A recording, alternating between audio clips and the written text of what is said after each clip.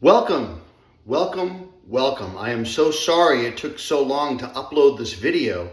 I was having trouble with the interface between my home computer and the system at Endicott. But I've re-recorded it, and here I am, and here you are. Welcome to Other Worlds Fantasy Literature. My name is Dr. John Tamilio III, and I'll be with you for a good 7 weeks as we delve deep into some of the richest literature the world has to offer. We are going to be starting out by reading a couple short stories, The Lottery by Shirley Jackson and The Ones Who Walk Away from Omelas by Ursula Le Guin. These stories share a lot in common, and they give you a sense of how this other world, whatever it is, that which we engage, embrace, think about when we read such fantasy literature, that these other worlds aren't as strange and far off as we think. Sometimes they look like they're in our own backyard. And that's sort of the point. The point of this genre is to think about how all of us experience that otherworldliness at times through our day-to-day activities. And if not that, through our imaginations. So we're starting by reading these two stories, and we're going to do a comparative analysis of them. And I'm going to point out to you in our first lecture, which will be posted next Tuesday, I'm going to point out how they're similar and some of the things you should be looking for and looking at when you read literature. Then we're going to delve into a classical Old English poem, really it is a poem, entitled Beowulf. Some of you may have read this before. Sometimes it's assigned in high school. It's a great story of heroes and monsters. And then after that, we're going to read John Gardner's novel that I believe was published in 1971, entitled Grendel. Grendel is the monster, the title character of that book, Grendel. He is the monster, the first monster we encounter in Beowulf.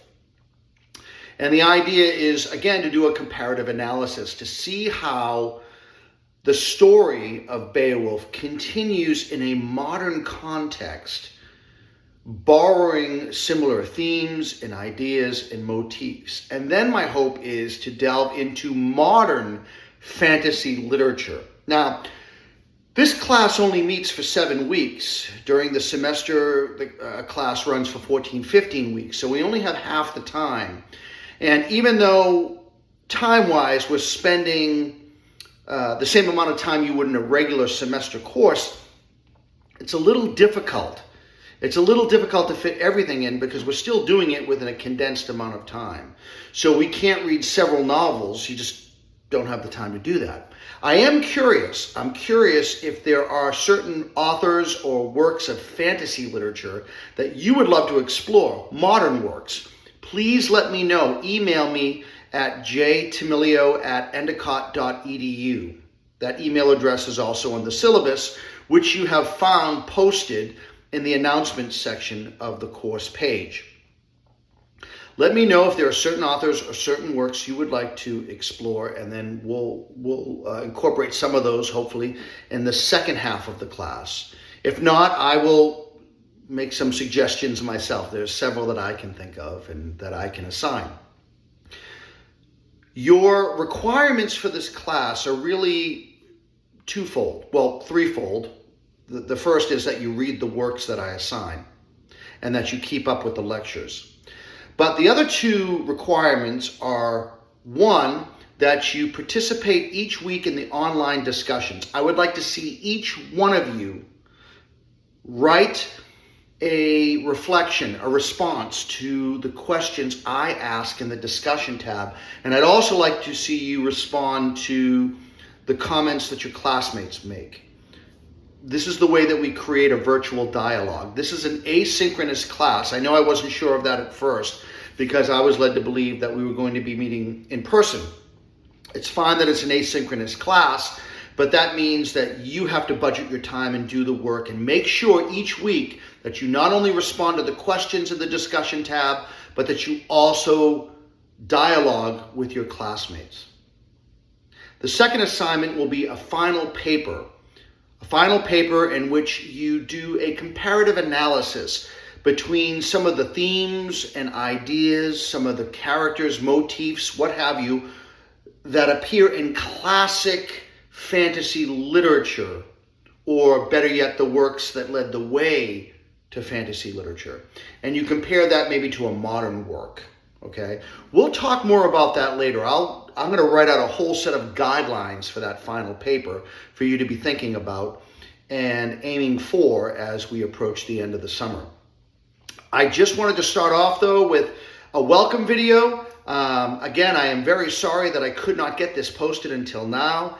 Here it is. Welcome to the class. If you have any questions whatsoever, please do not hesitate to contact me. Again, my email address and phone number are on the syllabus. My phone number is 913-909-6591. Feel free to contact me whenever, as long as the Red Sox aren't on. I'm a big Red Sox fan, and I'll be watching the game. But seriously, welcome to the course. I hope you enjoy it. I hope you find it fulfilling and enriching. I hope it helps you to expand your thinking, not just about the literature that we're studying, but the way we're studying it. I think that's the key thing, the way we're studying this material. How do you engage texts? How do you analyze? How do you interpret? How do you evaluate? So we'll be talking about all of this summer, I should say. For now, again, welcome, and I really hope we get to see each other in person at some point. But for now, keep checking Canvas, which is the way I will communicate with you mostly. I will use the announcements and the discussion section of our Canvas page mostly, but I'll also be emailing you each week. Welcome to the course. I hope you have a great adventure.